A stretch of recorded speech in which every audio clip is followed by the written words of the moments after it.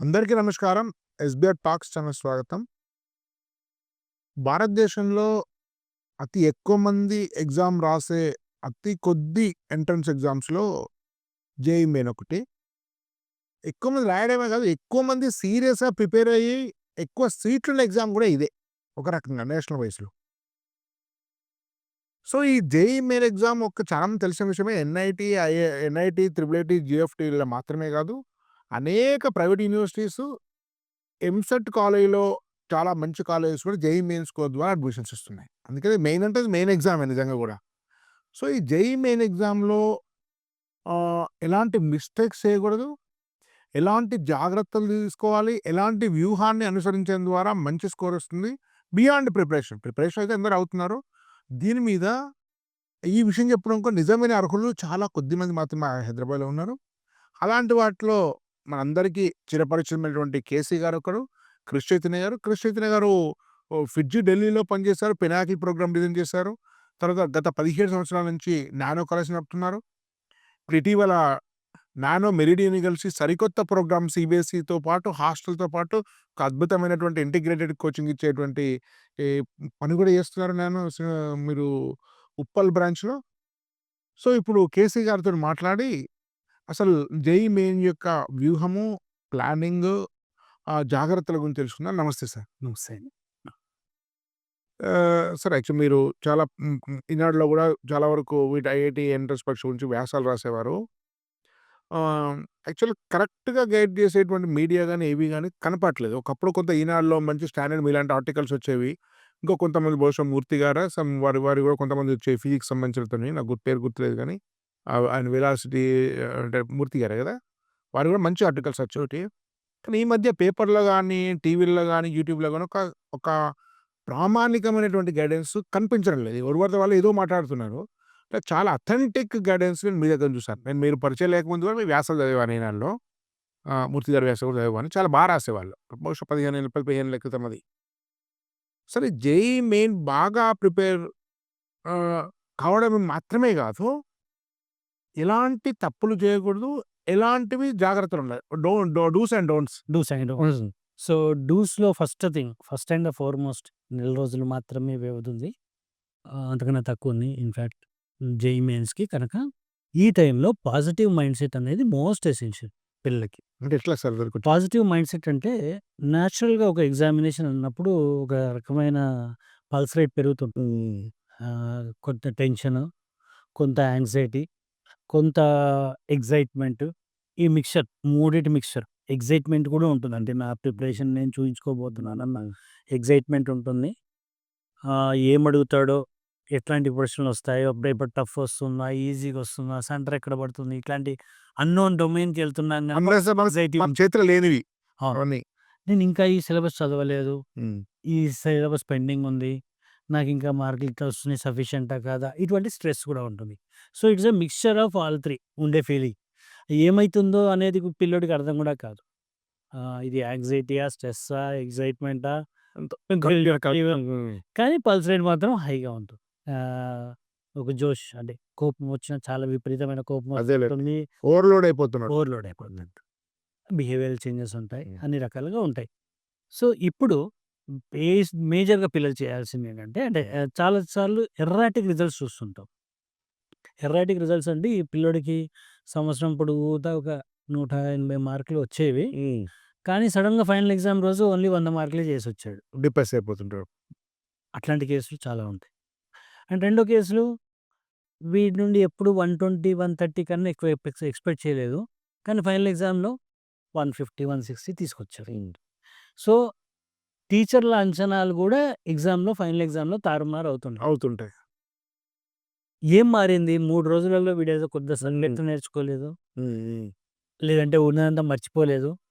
ఇదంతా కూడా mental block or positive mindset. So, అంతా మైండ్‌సెట్ మీద డిపెండ్ అయి ఉంటుంది. సో, ఎగ్జామినేషన్‌కి ఎళ్ళే ముందు ఇది ముందు నుండే ఆ ఒక్కరోజు కండిషన్ చేసుకోవడమే కాదు. It's a constant effect of all these last 30 days.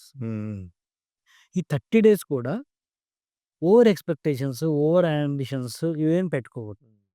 So, positive attitude అనే దానికి చాలా ఇంపార్టెన్స్ ఉంటుంది. అండ్ ఇప్పటి స్టార్ట్ చేసుకోవాలి. లాస్ట్ ఒక్కరోజు అంటే అయ్యే విషయం కాదు. అండ్ పాజిటివ్ యాటిట్యూడ్ అంటే ఎట్లా ఉండాలి అంటే ఓవర్ ఎక్స్‌పెక్టేషన్స్ ఉండొద్దు అస్సలు. అంటే నాకు 150 వస్తున్నాయంటే 150 చాలు. 150కి వచ్చే ఇన్‌స్టిట్యూషన్స్ చాలా ఉంటాయి. అండ్ 150 వస్తున్నప్పుడు కొంతమంది పేరెంటల్ పుష్ కూడా ఉంటుంది. ఏది 180కి ట్రై చేయి, 190కి ట్రై చేయి. 30 రోజుల్లో 40 మార్కులు పెరగవు. కనుక let us be satisfied with 150 and aim for 150. ఆ రోజు నీ మైండ్ బాగుంటే ఇంకేదైనా స్పీడ్ వర్కౌట్ అవుతే కొంచెం పెరుగుతుండొచ్చు కానీ అదంతా బోనస్ అనుకోవాలి. Let us plan only for this. And రెండోది పేపర్ ఎగ్జామినేషన్‌లో కూడా ప్రీ డిటర్మైన్డ్‌కి ఎళ్ళొద్దు. 150 తెచ్చుకుంటాను, 50 తెచ్చుకుంటాను అని ఓపెన్ మైండ్ తోటి వెళ్ళాలి. ఎందుకంటే కొన్ని పేపర్‌లు ఈజీగా ఉన్నప్పుడు 200 వచ్చినా సరిపోవు. కొన్ని పేపర్‌లు టఫ్ ఉన్నప్పుడు 130 కూడా ఎక్కువైపోతాయి. ఎస్టిమేషన్ సో, వెళ్ళాలి అంతే. ఎస్టిమేషన్ నీ బెస్ట్ ఇవ్వాలి అంతే. చాలా అనుకుని ఇంపార్టెంట్. వెళ్ళాలి. అంటే కామ్ మైండ్‌గా ఎంజాయ్ చేస్తాను 3 గంటలు క్రికెట్‌లా కదా! ఏ బాల్‌కి ఏ షాట్ ఆడాలి గాని 6 కొట్టాలనుకుంటా క్యాచ్ వేస్తది. క్యాచ్ చేస్తుంది. ఔట్ అయిపోతాం. ఎందుకంటే ప్రీ డిటర్మైన్డ్‌గా ఉంటే వాడికి తెలిసిపోతది. వాడు స్ట్రాటజీ ప్లాన్ చేసుకుంటాడు అది. ఆల్రెడీ ఫుట్ వర్క్ చూసి వాడు బాల్ లాస్ట్ మినిట్ ఇది కూడా అక్షయ్ అంటది. ఇగ కనుక ప్రీ డిటర్మైన్డ్‌గా ఎగ్జామ్‌కి వెళ్ళొద్దు. ఆ 3 గంటలు నేను ఎంజాయ్ చేస్తాను. అంతే. అదే మార్క్ టెస్ట్‌లలో కూడా అలవాటు చేసుకోవాలి. మార్క్ టెస్ట్‌లలో కూడా 3 అవర్స్ టెన్షన్ పడకుండా ఎంజాయ్ చేస్తూ 3 గంటలు పరీక్ష రాసుకోవడం అనేది చాలా అలవాటు చేసుకోవాలి. అండ్ ఇంకొక ఇంపార్టెంట్ విషయం సబ్జెక్ట్ విషయంలో I will not enter in much because different స్టూడెంట్స్‌కి డిఫరెంట్ ఆస్పెక్ట్స్ అది వేరే లాస్ట్ 3 డేస్‌లలో ఎక్కువ హ్యూజ్ చేంజ్ ఏం రాదు. రివిజన్ మీద ఫోకస్ చేసుకుంటే సరిపోతుంది. బట్ అదర్ ఫేసెట్స్ ఉన్నాయి కదా! ఇవి చాలా ఇంపార్టెంట్. ఈ 30 డేస్ ఈ హెల్త్‌కి అట్‌మోస్ట్ ఇంపార్టెన్స్ ఇవ్వాలి. ఎటువంటి జంక్ ఫుడ్ తినకూడదు. వీలున్నన్ని ప్రోటీన్స్, మల్టీవిటమిన్ టాబ్లెట్స్ అవసరం ఉంటే ఇప్పటి నుండే అలవాటు చేసుకొని మల్టీవిటమిన్ టాబ్లెట్స్ ఏసుకోవాలి. అండ్ ఇమ్యూనిటీ బూస్టర్స్, చ్యవనప్రాష్ లాంటివి తినాలి. ఎందుకంటే సీజన్ చేంజ్ అయ్యే టైము. కొద్దిగా దగ్గులు ఇట్లాంటివి వచ్చినా కూడా ఆ రోజు మన పెర్ఫార్మెన్స్ మీద ఎఫెక్ట్ పడుతుంది. అందుకని ఈ 30 డేస్ కూడా హెల్త్‌కి అట్‌మోస్ట్ ఇంపార్టెన్స్ ఇవ్వాలి. బయట వాటర్ తాగకుండా అవసరమైతే బయటికెళ్ళాల్సొస్తే మినరల్ వాటరే తాగుతూ, బయటికెళ్ళాల్సొస్తే ఇంట్లో చేసిన ఫుడ్డే ప్యాక్ చేసుకొని వెళ్ళడం. హాస్టల్ ఫుడ్ లేదంటే ఇంట్లోది. బయట మాత్రం తినకూడదు. బిర్యానీలు అవన్నీ బంద్ చేయాలి. అస్సలు ఆయిల్ కొంచెం తగ్గించడం, ప్రోటీన్ కొంచెం పెంచడం ఇవన్నీ చేసుకోవాలి. హెల్తీ ఫుడ్ అండ్ పండ్లు ఎస్పెషల్లీ యాంటీ ఆక్సిడెంట్స్ బూస్ట్ చేసి వాటర్ కంటెంట్. ఎనర్జిక్ ఫీల్ ఇస్తాయి. సో, పండ్లు ఎక్కువ తినడం అండ్ ఇవన్నీ చేసుకుంటే హెల్త్ మీద చాలా ఇంపార్టెన్స్ ఇచ్చుకోవాలి. అండ్ ఎవడన్నా పక్కన తుమ్ముతున్నాడంటే పిల్లోడు అక్కడ కూర్చోకూడదు. ఎందుకంటే తుమ్ములు, దగ్గులు are the most contagious things. ఎవరన్నా దగ్గుతున్నారు, తుమ్ముతున్నారు, కోల్డ్ ఉంది అనంటే యూ అవాయిడ్. కోవిడ్ టైంలో మనం పాటించిన ప్రికాషన్స్ అన్నీ మళ్ళీ ఈ టైంలో పాటించాలి. ఎందుకంటే ఒక 3 రోజులు పోయినా కూడా 30 రోజులలో ఆల్మోస్ట్ 10% పోయినట్టే. క్రూషియల్ టైం గనక ఈ రోజులలో ఈ జాగ్రత్తలు చాలా ఇంపార్టెంట్. హెల్త్ మీద సెకండ్ ఇంపార్టెంట్ ఫ్యాక్టర్ పెట్టుకోవాలి. అండ్ థర్డ్ ఇంపార్టెంట్ ఫ్యాక్టర్ ఏంటంటే బాడీ టైమింగ్స్. బాడీకి ఒక క్లాక్ ఉంటుంది. మనం రోజు బయాలజికల్ క్లాక్ అంటుంటాం. హ్మ్. Biological clock. Biological circadian rhythm అంటాం. సర్కాడియన్ రిథమ్ అంటే బాడీకి ఒక సైకిల్ అలవాటైపోయి ఉంటుంది. 5కి లేవడం అలవాటైతే 5కే మెలుకువొస్తుంది. మనం అలారం క్లాక్ కూడా వాడం చాలామంది. ఆ టైంకి ఖచ్చితంగా మెలుకువొచ్చేస్తుంది. ఒక క్లాక్ అలవాటైపోయి ఉంటుంది బాడీకి. సో, ఈ క్లాక్ అలవాటవ్వడం అనేది ఇది ఏదో ఏజ్ ఓల్డ్‌గా సంవత్సరాలు అలవాటు చేయాల్సిన అవసరం లేదు. ఒక 5, 6 రోజులలో 6, 10 రోజులలో ట్యూన్ చేసుకోవచ్చు. ఎందుకంటే ఇప్పుడు జెట్ లాగ్ చూస్తుంటాం. యూఎస్ నుండి ఇక్కడికొస్తాడు. వచ్చిన 5, 6 రోజులు ఇబ్బంది పడతాడు. దాని తర్వాత ఈ టైమింగ్స్‌కి అలవాటు పడిపోతాడు. మళ్ళీ రిటర్న్ వెళ్ళిన తర్వాత మళ్ళీ ఒక 2, 3 రోజులు ఇబ్బంది పడతాడు. మళ్ళీ దాని తర్వాత అలవాటు పడిపోతాడు. సో, నీ టైమింగ్స్ కూడా నీ ఎగ్జామినేషన్ టైం ఏదైతే టైంలో ఉంటుందో 9-12 అండ్ 2-5 దానికి ఒక గంట ముందు, గంట తర్వాత మాక్సిమం యాక్టివిటీ వర్క్ చేసుకోవాలి. దాని తర్వాత ఆ మధ్యలో పడుకో. కానీ ఈ 9-12 ఎగ్జామినేషన్ ఉంటుంది గనక 8-1 వరకు keep your self highly active. మధ్యాహ్నం మళ్ళీ ఎగ్జామ్ 3-6, 2:30 నుండి ఉంటుంది కనుక 2 నుండి మళ్ళీ 7 వరకు keep your self highly active. ఈ అలవాట్లు చేసుకుంటే ఆ టైంలో యాక్టివ్‌గా ఉండడం అలవాటవుతుంది. అదే టైంలో పనుకోవడం కనుక నువ్వు అలవాటు చేసుకుంటే ఆ రోజు కూడా ఎగ్జామ్ రోజు డ్రౌజీగా ఫీల్ అవ్వవు. ఓకే. కనుక అది ఇప్పటి నుండే అయితే పొద్దున్న లేవడం. పొద్దున లేస్తే మరీ పొద్దున లేవడం అలవాటు చేసుకుంటే, నీకు గనుక 3:00 సెషన్ పడితే 6 వరకు ఎగ్జామ్ రాయాల్సొచ్చినప్పుడు, ఆ 5-6లో నీ ఎనర్జీ డ్రైన్ అవుట్ అయిపోతుంది. సో, అతిగా ఎర్లీగా లేవడం కూడా అవాయిడ్ చేయాలి లాస్ట్ మినిట్‌లో. అతిగా లేట్ పడుకోవడం కూడా అవాయిడ్ చేయాలి. మోడరేట్. ఎందుకంటే అతిగా లేట్ పడుకోవడం అలవాటు చేసుకుంటే, నీకు గనుక 9:00 సెషన్ పడితే, నువ్వు ఆ రోజు కూడా నీకు 12కో, 1 నిద్ర పడుతుంది. 9 ఏదో చెంగిచెర్లకో లేదంటే పటాన్ చెరువు అవతలో నీ సెంటర్ పడింది. ఇక్కడ నుండి ఎళ్ళాలంటే ఓ 2 గంటలు ప్లాన్ చేసుకోవాలి. సో, డ్యాడీ నిన్ను 6కి రెడీ అవ్వమంటాడు. 5కి లేవాల్సొస్తుంది. నువ్వు 12, 12:30 పనుకున్నోడివి 5కి పోయి నువ్వు 2 గంటలు ట్రాన్స్‌పోర్ట్‌లో ఉండి అక్కడ గంట వెయిట్ చేసి 9కి ఎగ్జామ్ స్టార్ట్ చేసి 12 వరకు రాయాలి అనంటే అప్పటికి డ్రైన్ అవుట్ అయిపోతావు. నిద్ర సరిపోదు, డ్రైన్ అవుట్ అవుతావు. సో, ఈ టైమింగ్‌లో ఐడియల్ స్లీప్ టైమింగ్స్ ఏవైతే మనకు 10-6 ఉందో, ఆ 2 గంటల్లో నువ్వు అడిషనల్‌గా చేసేదేం లేదు. ఆ 10-6 పడుకోవడం అలవాటు చేసుకుంటే ఐడియల్‌గా ఉంటుంది. ఎన్ని గంటలు నిద్రపోవాలి సార్ యాక్చువల్‌గా better? 7 is the bare minimum sleeping time at this time. బాగా చదివి 3, 4 నిద్రపోవడం డేంజరస్. చాలా డేంజరస్. చాలా చాలా డేంజరస్. ఎందుకంటే మెంటల్ ఎగ్జాషన్. ఇప్పుడు ఒక గంటలో కొత్తగా నేర్చుకునేది ఏమి ఉండదు. ఈ ఎట్ దిస్ స్టేజ్ ప్రాపర్‌గా నిద్ర రివైజ్ చేసుకోవడం. అన్నీ కూడా నీ సబ్‌కాన్షియస్ మైండ్‌లో ఫీడ్ అయ్యి ఉన్నాయి. వాటిని జ్ఞప్తికి తీసుకొని పైకి సర్ఫేస్ లెవెల్‌కి పైకి తీసుకురావాలి. సో, ఆల్రెడీ నీకున్న టెన్షన్స్, మెంటల్ టెన్షన్స్ ఉన్నాయి. దీనికి నీ బ్రెయిన్ కూడా మళ్ళీ ఎక్కువ నిద్ర కనుక పోకపోతే it will exert lot more pressure on you. ఇంకా చికాకు రావడం ఇవన్నీ రావడం ఉంటుంది. కనుక bare minimum 7 hours sleep is essential.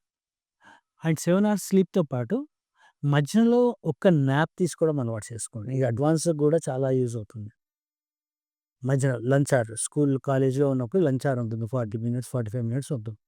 చకచక తినేసి ఒక 20 నిమిషాలు సాలిడ్ న్యాప్ తీసుకుంటే 30 నిమిషాలైతే ఇంకా అద్భుతం. మంచం మీద పడుకొని కొంచెం నిద్రపోయినట్టు. నిద్రపోయినట్టు చేస్తే మళ్ళీ ఫుల్ రిలాక్సేషన్‌తో next 4 hours session happily you can enjoy. So, ఈ న్యాప్ తీసుకోవడం కూడా అలవాటు చేసుకోవాలి. అండ్ వీలైతే సమ్ స్ట్రెస్ రిలీజింగ్ ఎక్సర్‌సైజెస్ ఉంటాయి. వాకింగ్. వాకింగ్ కన్నా ఫాస్ట్ పేస్డ్, హై ఇంటెన్సిటీ అంత టైం ఉండదు. ఇప్పుడు వాకింగ్ అంటే మనం పొద్దున 40 నిమిషాలు, 50 నిమిషాలు చేస్తే దాని ఎఫెక్ట్ కనబడుతుంది. పిల్లోడి దగ్గర అంత టైం లేదు. కనుక చకచక 10 నిమిషాలు పరిగెత్తేసేయి. లేదంటే జంపింగ్ చెయ్యి. లేదంటే స్కిప్పింగ్ చెయ్యి. లేదంటే ఏమీ లేదు నీ ఇష్టం ఉన్నట్టు అల్లు అరవింద్ సాంగ్ పెట్టుకొని డాన్స్ చెయ్యి. సో, 10 మినిట్స్‌లోనే నీ చెమట వచ్చేసి కొద్దిగా ఎనర్జీ అంతా బర్స్ట్ అయ్యేటటువంటి యాక్టివిటీస్ ఏమన్నా చేసుకుంటే దాంతో స్ట్రెస్ బస్ట్ అవుతుంది. ఇట్లాంటి యాక్టివిటీస్ ఒకటి 1 ఆర్ 2 ఎవ్రీ డే ప్లాన్ చేసుకోవాలి. దానికి ట్రైనింగ్ అక్కర్లేదు, ఏం అక్కర్లేదు. పిచ్చి పిచ్చిగా గెంతడం, పరిగెత్తడం, ఇంటి చుట్టూ 10 రౌండ్లు వేయడం, స్కిప్పింగ్ చేయడం. ఇంట్లోనే స్కిప్పింగ్ చేయడం. స్కిప్పింగ్ కూడా రాదంటే మామూలుగా జంపింగ్ చేసేసి మ్యూజిక్ వినడం కూడా కొంత రిలీఫ్. మ్యూజిక్ టైం తినేటప్పుడు అప్పుడప్పుడు. తినేటప్పుడు హ్యాపీగా లిరిక్ పాటలు. లిరిక్స్ లేనివి ఇన్‌స్ట్రుమెంటల్ Instrumentation. బ్యాక్‌గ్రౌండ్ లాగా పెట్టుకుంటే డిస్టర్బెన్స్ ఉండదు. మ్యూజిక్ అంటే లౌడ్ మ్యూజిక్ పెట్టుకొని డాన్స్ చేసి ఎగిరి స్ట్రెస్ అంతా చేసుకొని పడుకోవడం అంతే. ఇవి చేస్తే హ్యాపీగా మీ రిజల్ట్స్ బూస్ట్ అవుతాయండి. It's all matter of confidence and how you perform on that ఎంత పర్టిక్యులర్ నేర్చుకున్నాం అనే దాంతో పాటు నువ్వు ఎలా ఎగ్జిక్యూట్ చేస్తావు, ఎలా పెర్ఫార్మ్ చేస్తావు. All that execution depends on your mind frame. ఆ! ఆ మైండ్ ఫ్రేమ్‌ని గనక ఈ 30 రోజులు పాజిటివ్‌గా ట్రైన్ చేసుకుంటే సక్సెస్ మీదే అవుతుంది. ఎందుకంటే ఎంత గొప్ప ఆటగాడైన రోహిత్ శర్మ కూడా వరుసగా డకౌట్‌లు అవుతున్న చరిత్రలున్నాయి. విరాట్ కోహ్లీలు డకౌట్ అవుతున్న చరిత్రలున్నాయి. అంటే సడెన్‌గా వాళ్ళు నేర్చుకున్న క్రికెట్ అంతా మర్చిపోలేదు. ట్యూన్ అవ్వాలి. సైకలాజికల్‌గా పెట్టాలి. ఆ బాల్ పడుతున్నప్పుడు mind it is not focus దేంట్లో ఫ్యామిలీ విషయాల్లో, వేరే వేరే విషయాల్లో, డిస్ట్రాక్ట్ చేసే విషయంలో వీళ్ళంత వరకు దూరంగా ఉండి అండ్ సోషల్ మీడియాకి, పనికిమాలిన న్యూస్‌లకి, ఇటువంటి టైంలో చాలా న్యూస్ వస్తుంటాయి. ఎగ్జామ్ క్యాన్సిల్ అయిందని ఒకడు, ఇంకేదో ఒకడు, పేపర్ టఫ్ వచ్చిందని ఒకడు, ఈజీ వచ్చిందని ఒకడు. అండ్ అన్‌ఫార్చునేట్‌లీ సోషల్ మీడియాలో కూడా చాలా చాలా ప్రతి హీరో అయిపోతాడు. ఏదేదో సలహాలు ఇచ్చేస్తాడు. అవన్నిటికి దూరంగా ఉండాలి. None of that is going to work. Simply what matters is your mind frame on that day. Mental and ఎంత ప్రిపేర్ అయ్యావు, ఎంత మెంటల్‌గా స్టేబుల్‌గా ఉన్నావు, ఎంత ఎంజాయ్ పీస్‌ఫుల్‌గా ఎగ్జామ్ రాసావు. ఈ మూడే మ్యాటర్ అయితే గాని ఇంకేం మ్యాటర్ కావు. ఇంపార్టెంట్ క్వెషన్‌లు ఎవ్వరు చెప్పలేరు. పేపర్ ఇట్లా వస్తదని ఎవడు ప్రిడిక్ట్ చేయలేడు. ఎవరు ప్రిడిక్ట్ చేయలేరు. మీరు జేఈఈ చైర్మన్‌ని కూర్చోబెట్టి అడిగినా కూడా చేయలేరు. అలా కూడా తెలియదు కదా. వాళ్ళకి కూడా ఎవరికీ తెలీదు. కనుక ఎవరైనా చేస్తున్నారు అంటే మాత్రం అది తప్పు. అండ్ దాంట్లో కొన్ని పేపర్లు టఫ్ వస్తాయి, కొన్ని పేపర్లు ఈజీ వస్తాయి. అన్ని పేపర్లు ఈజీ వచ్చాయి అని నేను ఈజీ వస్తుంది అనుకుంటే నీకు టఫ్ రావచ్చు. అన్ని పేపర్లు టఫ్ ఎలాంటి ఫ్రీ మైండ్ సెట్ అనేది అంతే.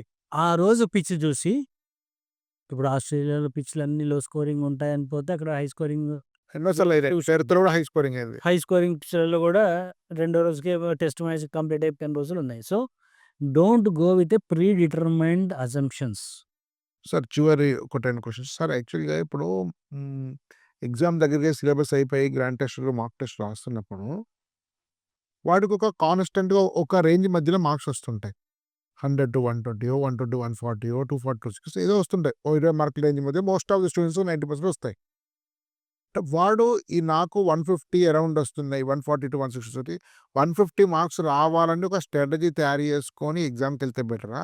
ఏమీ లేకుండా మామూలుగా ప్రిపేర్ అయ్యకుండా నార్మల్ ప్రిపేర్ కావడం బెటరా? ఏమీ లేకుండా బాగా రాయాలని వెళ్ళడమే ప్రిపేర్. ప్రిపరేషన్ స్ట్రాటజీలో నాకు చాప్టర్స్ రావు, ఇవి టఫ్, ఇవి తక్కువ మార్కులు వస్తాయి, ఇవి ఫోకస్ వీటి మార్క్స్ నాకు కమాండ్ ఉంది, వీటిని ఎక్కువ ప్రిపేర్ అట్లాంటిది ఏమన్నా అనాలిసిస్ కంప్లీట్‌గా ఉండాలి.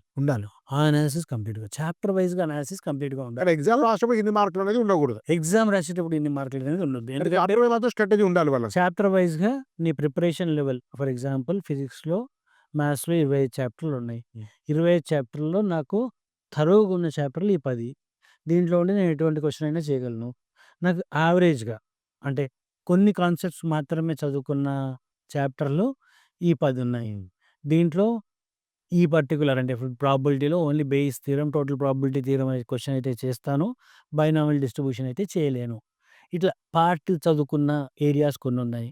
అండ్ అసలు చదవని ఏరియాస్ కొన్నున్నాయి. ఈ 5 ఉన్నాయి ఏరియాస్. కాంప్లెక్స్ నంబర్ నేను ముట్టలేదు. లేదంటే కోఆర్డినేట్ జామెట్రీ నేను ముట్టలేదు. సో, ఈ 5 చాప్టర్లు ఈ క్లారిటీ ఫుల్‌గా ఉండాలి. అండ్ ఈ క్లారిటీ తోటే ఎగ్జామినేషన్‌లో అటెంప్ట్‌కి కూడా వెళ్ళాలి. నీ ఫస్ట్ 10 చాప్టర్స్ ఏవైతే ఉన్నాయో వాటిని ఫస్ట్ అటెంప్ట్ చేసుకో. నెక్స్ట్ లెవెల్‌లో నెక్స్ట్ 10. ఇవి కంప్లీట్ ఫస్ట్ 10 అయిన తర్వాతనే నెక్స్ట్ 10కి చూడాలి. ఫస్ట్ 10 కాకినంత వరకు నెక్స్ట్ 10 వరకు వైపు చూడకూడదు. ఇట్లాంటి స్ట్రాటజీస్ చేసుకోవాలి. అండ్ ఈజీ క్వెషన్స్ ఫస్ట్ చేసుకోవాలి. ఎంత టఫ్ పేపర్ అయినా కూడా క్వెషన్ పేపర్ ఒకసారి చూడాలి. క్వెషన్ పేపర్ చూస్తూ ప్యారలల్‌గా ఈ క్వెషన్ చాలా ఈజీ అనిపిస్తే చేసేసుకోవడం. అండ్ ఈ క్వెషన్ మోడరేట్‌లీ డిఫికల్ట్ ఉందంటే దాన్ని టిక్ మార్క్ చేసుకొని come back after 1 more attempt. So, ఇట్లాంటియన్నీ ఇప్పుడు మాక్ టెస్ట్‌లో నుండి అలవాటు చేసుకుంటే అంటే నీ స్కోరింగ్ ప్యాటర్న్ మీద కూడా డిపెండ్ అయి ఉంటుంది. ఒకవేళ 240, 250 పైన చేసే పిల్లలైతే ఇది టైం వేస్ట్ అవుతుంది. నువ్వు వరుసగా అటెంప్ట్ చేసుకుంటూ వెళ్ళిపో. అది వాళ్ళని బట్ట. Whereas if your score is in the range of 120-150 అంటే నువ్వు 50% ఎక్స్‌పెక్ట్ చేస్తున్నావు.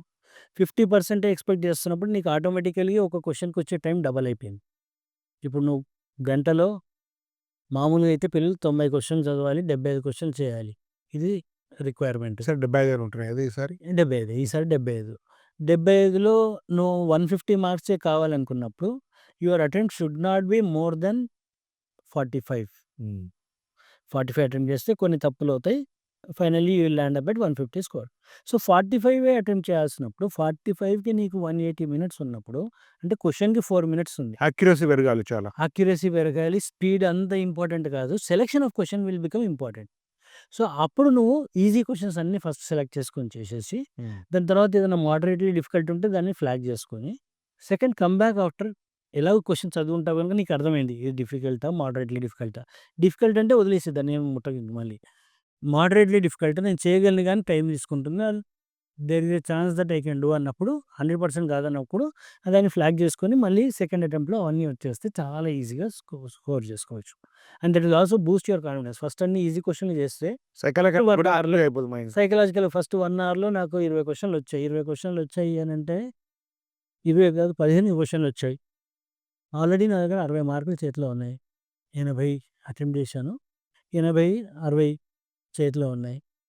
60 చేతిలో ఉన్నప్పుడు ఇంకా 2 గంటల్లో నేను స్కోర్ చేసుకోవాల్సింది కేవలం 90 మార్కులు మాత్రమే. చాలా కాన్ఫిడెన్స్ లెవెల్ పెరుగుతుంది. And that will be the right strategy. First అన్నీ ఈజీ చేసుకుంటూ పోవడం. అండ్ ఫస్ట్ నువ్వు మ్యాథ్సా, ఫిజిక్సా, కెమిస్ట్రీ అని అడుగుతాడు. Usually start with the subject which you are more confident among physics and chemistry. Okay. Current ట్రెండ్స్‌లో మ్యాథ్స్ కొద్దిగా tougher సైడ్‌లో ఉంటుంది కాబట్టి జనరల్లీ మ్యాథ్స్‌తో స్టార్ట్ చేయకండి. ఎవరన్నా కూడా మ్యాథ్స్ నీకు ఎంత కంఫర్టబుల్ టైమ్ టేకింగ్ కాబట్టి అక్కడ టైమ్ టేకింగ్. టెన్స్ అయిపోతుంది. Naturally it is time taking. So, time pressure అవన్నీ బిల్డ్ అవుతాయి. కనుక start with physics or chemistry ఆ కంఫర్టబుల్. రెండిట్లో నీకు ఏది మోర్ కంఫర్టబుల్ అయితే దాంతో స్టార్ట్ చెయ్యి. Then continue with the other side. You should always conclude with mathematics. Always conclude with mathematics. So దీంట్లో ఈజీ క్వెషన్స్ అన్నీ ఫస్ట్ చేసేసుకుంటే సో లాస్ట్ క్వెషన్ అండి. ఈ రివిజన్ అండ్ గ్రాండ్ టెస్ట్ ఎన్ని రాయాలనే దాని మీద ఏమైనా జాగ్రత్తలు తీసుకోవాలా దీన్ని? ఆల్మోస్ట్ ఆన్ అన్ యావరేజ్ ఒక 10 ఫుల్ టెస్ట్‌లు అయితే రాయాలండి పిల్లోడు. ఫుల్ టెస్ట్‌లో. ఫుల్ సిలబస్ టెస్ట్‌లు ఒక 10 రాయాలి. 10 రాసినప్పుడు దీంట్లో డిఫరెంట్ స్ట్రాటజీస్ వర్కౌట్ చేసుకోవాలి. దానికి ఏది వర్కౌట్ అవుతుంది ప్రాపర్‌గా దాన్ని అనలైజ్ చేసుకోవాలి ఎగ్జామ్ అనలైజ్ రాసి. చేసుకోవాలి. అంటే నేను కెమిస్ట్రీతో మొదలుపెట్టాను, ఫిజిక్స్‌తో మొదలుపెట్టాను. నా ర్యాంక్ ఎంతుంది? Don't compare scores.